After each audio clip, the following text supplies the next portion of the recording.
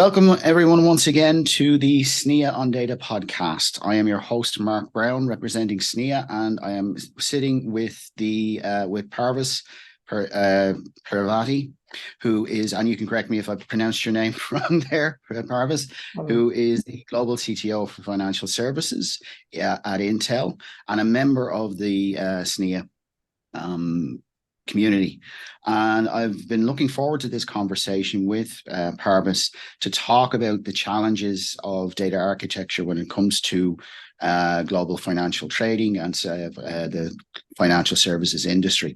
So with no more ado, Parviz, would you like to introduce yourself? You can correct me any incorrect names. No, you're perfectly fine. So my name is Parviz Peiravi. As mentioned, I am Global CTO for Financial Services Solutions at Intel. Super. And basically, our team works with largest financial institutions worldwide in working with them in collaboration, designing different type of solution for AI, for data management, et cetera, et cetera. Super. So many of our members would probably be interested in the topic, and I would love for you to expand and explain why traditional data architecture is not really up to par or sufficient for the evolving needs of the financial services industry. Can you tell me what the challenges are and what people are facing in the coalface?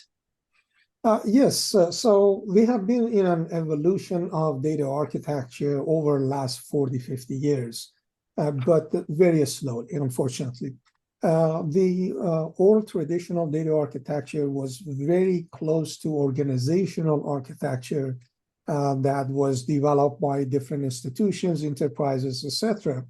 And that basically created a rigid structure, an inflexible structure that could not easily use data from different group and business unit and organization, even within one basically institute. And that inflexibility really creates significant problem. However, during the years, we tried to address that with basically using Band-Aid. And that solves some of the challenges temporarily for us, and create more issues. I call it a organized chaos, basically. And that type of architecture really didn't look at data from data value, data as a product. It looked at data as a byproduct of different activities, and therefore make it much more difficult for using data in different organization for different use cases, etc., because it was strongly attached to a specific use case and creation of the way that data was created.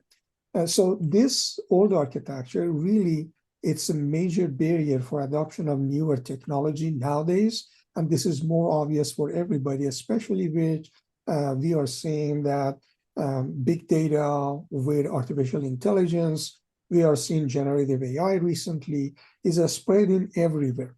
And all of this technology relies on high quality data, volume of data, and accessibility to data in real time.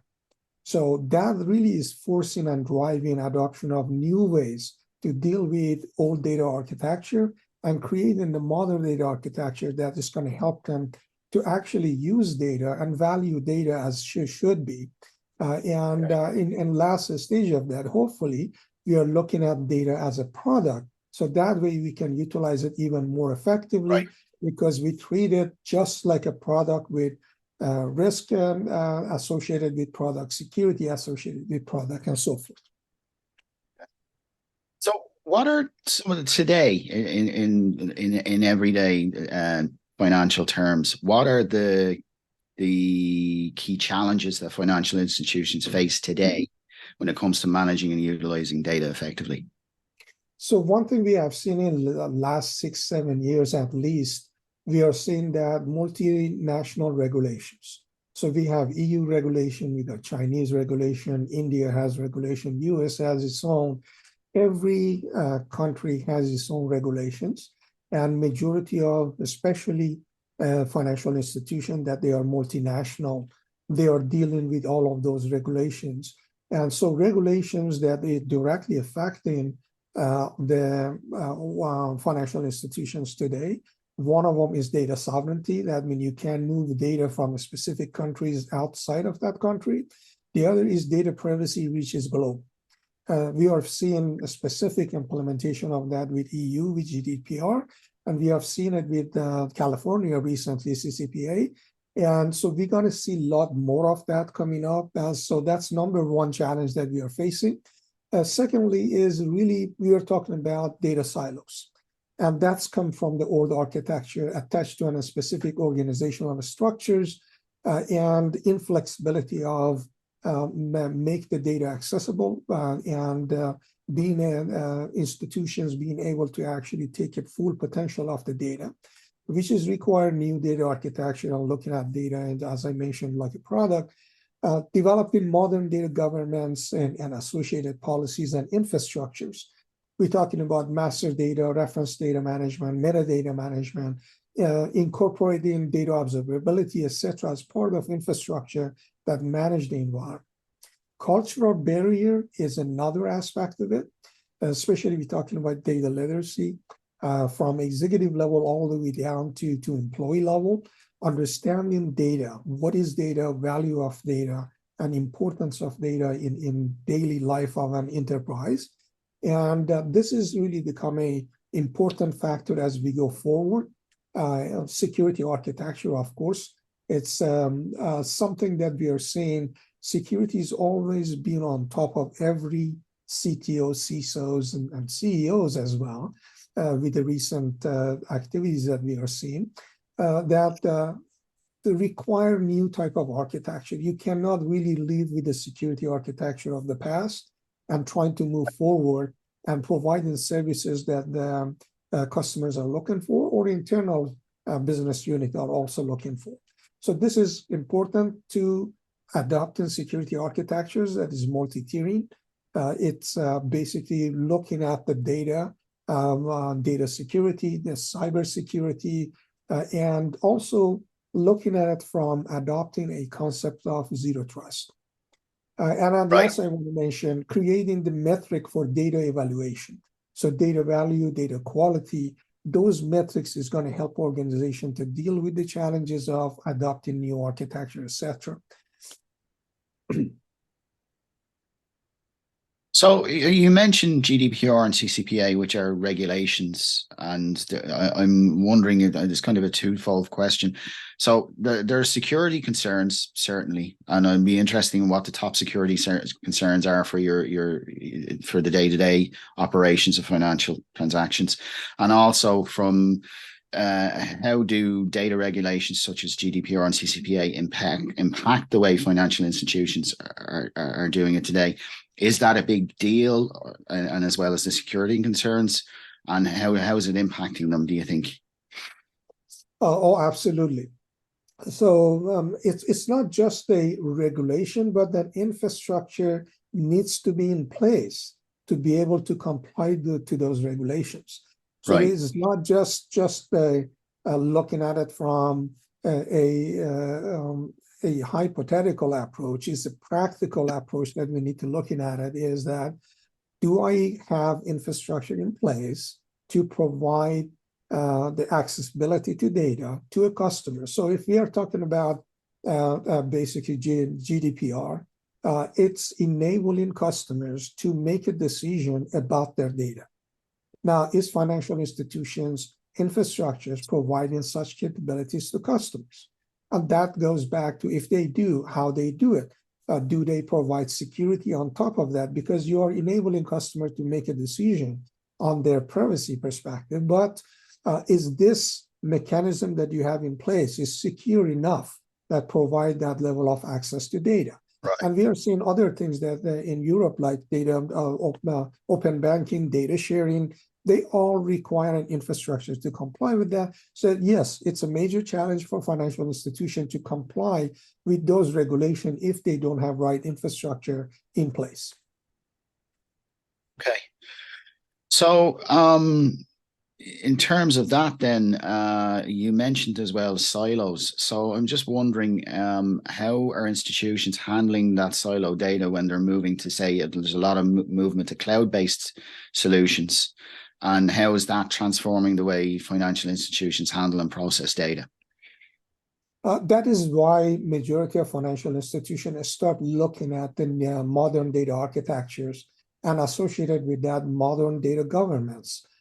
Because when you are moving data from on-prem to a cloud, then that becomes a complex infrastructure. Number one, the governance become more complicated. Access control become more complicated. In the past, on-prem, every institution managed the entire aspect of the security, access control, etc. Now you are sharing that because a big part of that is going to be handled by cloud infrastructure management team as well as the cloud solution provider combination. So take into consideration that moving data to cloud is not just moving part. You have to build that policy, access control, and governance in addition to collaborating with cloud vendors, both the solution vendors and infrastructures that ensure that meeting your security requirement in all aspects of modern security implementations. Okay. So just going back to what you said, you mentioned AI and machine learning. I'm just wondering what you see is emerging with technologies like AI when it comes to decision making with financial services, and what, for instance, for the membership who are watching this podcast, for a SNIA member who may not even be in the financial services sector but may be involved in AI, what should they be thinking about when it comes to this? Well, frankly, what we are talking about here today applies to every enterprise. This is not just financial services, but first, my focus in financial services, so we specifically target that. But in general, AI is going to be everywhere. And it should be an initiative for every enterprise that looking at AI everywhere concept and understanding how that can actually happen. Because we talk about number one aspect of it, data. If there is no data, forget about AI. There is no intelligence. Because you need the good quality data to be able to actually utilize it, analyze it, which is the decision making with artificial intelligence, big data, machine learning, different kind of practices of analyzing data. So you have to build a modern data architecture to be able to feed data to different type of AI that your organization will need. And trust me, automation and intelligence, it's going to be needed in almost every aspect of your enterprise, from business process implementations, which we talk about robotic data processing, and we are talking about AI in decision-making for executive, AI in automated decision-making for many business unit that they're going to use it, analyzing data to providing effective personalized services to your customers. So internal, external automation, cost reductions, these are all part of the use cases that I've seen in financial services and outside of financial services that they're going to use AI. So be ready for building a solid data architecture, can feed those AI type of technologies that are going to help you either grow your business or effectively compete in the market and reducing the cost of operation. So these are the top of the line for CEOs that I've spoken to, that they would like to take advantage of AI. Right. So that's interesting, because I could see then there's cultural business challenges there. So what steps should a financial organization take to foster a data-driven culture among the financial services, as well as working with other organizations? So the steps that needs to be taken is, number one, a step back, take a look at your data architecture as is today. It is a very difficult and challenging task to completely redesign everything at once. So it is important to understanding the capability of your data architecture and issues and problem with that, and start one by one addressing those in pieces. For example, some institutions today, and I've seen this, and this is a public data with JP Morgan Chase, they start adopting data mesh approach. Data mesh is an architectural approach, not the technology, but looking at the data as a product and build the environment that support that architecture and offer it. Is a fully distributed data architectures, distributed governance of data as well. And that is helping institutions to address some of the challenges that we have seen. Now, this is not end of all. This is one of the solution to the problem we are seeing at the moment. But the important part is understand the current environment, understand what would be the changes you need to do to get the best out of your environment as is, and then start building up a roadmap to the implementation of modern data architecture that require both new governance as well as new data architecture implementation in combination, and the technology associated with that. So this is what we talked about, people, process, technology before, but this is people, process, technology, and data now. So this 4-factor is going to help you to start understanding what framework or frameworks actually is going to help you to address the challenges of your organization. There is no one solution for everybody, but there are multiple frameworks and approaches available that could help them to build the new modern data architecture, modern data governance environment for their enterprises. Okay. So for the SNIA members, what would you tell them would be some of the best practices to start off with to ensure data quality for their financial services, or even to get them in a position where they can work and work with other organizations around that where financial transactions and financial services are required? Having a solid data lifecycle management it's a key aspect of basically dealing with that. Data in association, there are 6 or 7, so it's not a short answer, unfortunately. But data lifecycle management and data risk management, backup recovery as with the new, again, you have to look at backup recovery with the new requirements in enterprise. Right. We're talking about just batch-oriented, real-time, near real-time, streaming. These are all key factors of understanding new technology and new approach in backup recovery. Data access control is especially very important. Data storage management, since we're talking about SNIA members, the new storage technology to actually be in a foundational infrastructure for streaming data management, for, again, a near real-time data management, etc. Data breach prevention, confidentiality, integrity, and availability of all those infrastructure, and data protection policies that goes with that, data governance that we mentioned. These are the key factor of new data management in general within an enterprises, and I think SNIA contribute a lot into many of those aspects that I already mentioned. Mm. So let's say you're looking ahead. From your perspective, what are the new trends and innovations do you foresee in the field of data management, and particularly around financial services, say in the next 5 years? So one thing that I'm seeing that is coming up, number one, the concept of data ops. So data ops like AI ops and DevOps and SecOps, data ops become key aspect of the future enterprises. And many of them already start adopting it, by the way, but this has become a philosophy of how to manage data within an enterprise and provide a solid data pipeline for different type of use cases. We talk about AI, generative AI, new generation of AI that will be available later.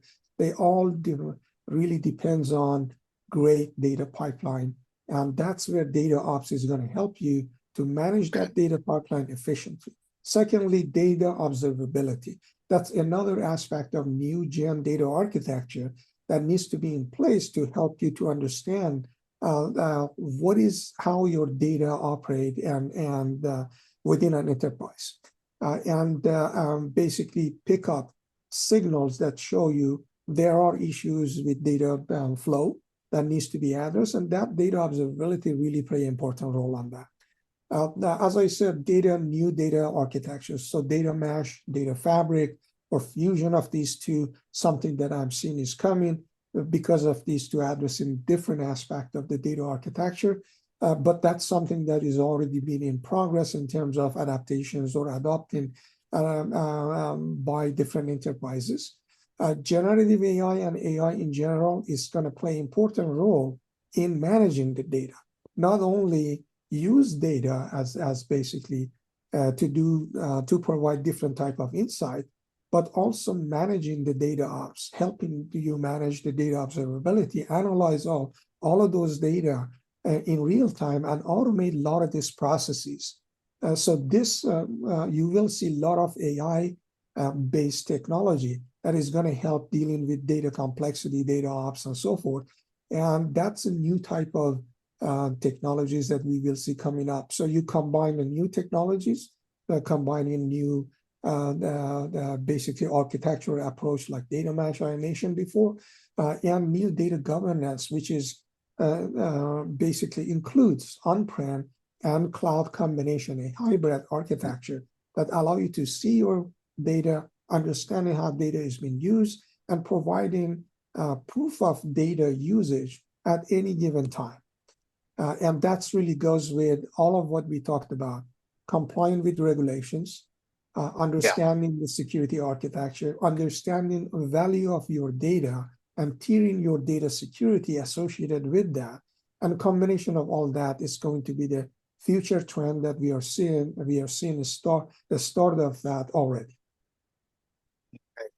And just for like a final question, as we're wrapping up, for a member of the SNIA organization who is hearing that like the current data architecture is no longer sufficient, and they may be in agreement with you, can see that in their organization, where would you tell someone who is looking at that and doesn't know where to start? Who should they be talking to in their organization, and what could they do to just start the conversation in their own org? Or I know they can talk about it in SNIA, but in terms of their own org, what would you recommend? Absolutely. So in some organization, enterprise architecture team is a good, basically a starting point. In others, definitely you will talk to also data officers. And so we have now AI officer, data officers, compliance officers. Won't be one point of contact, it is a multiple point of contact that you have to take a look at it.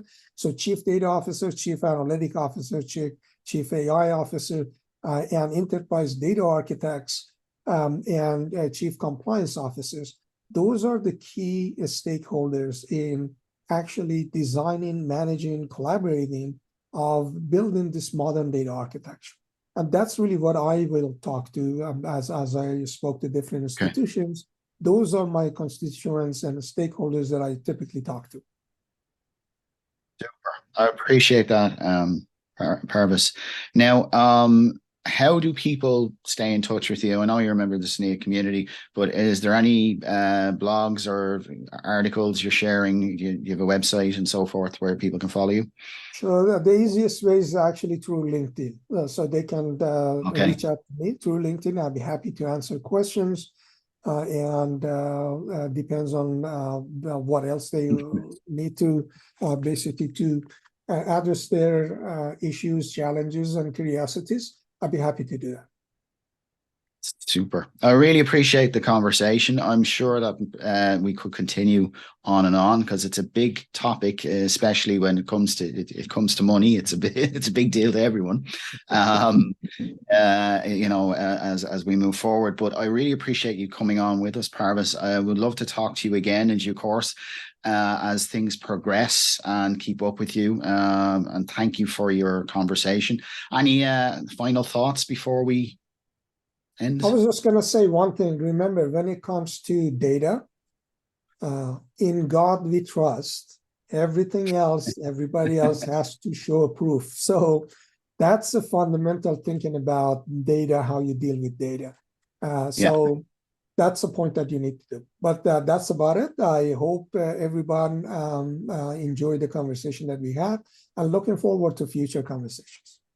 Thank you very much. We look forward to you again. We'll be speaking to you again in the next episode of SNIA on Data. Thank you. I'm Mark Brown, and thank you very much, Parviz. Hope to talk to you again soon. Take care. Thanks, Mark.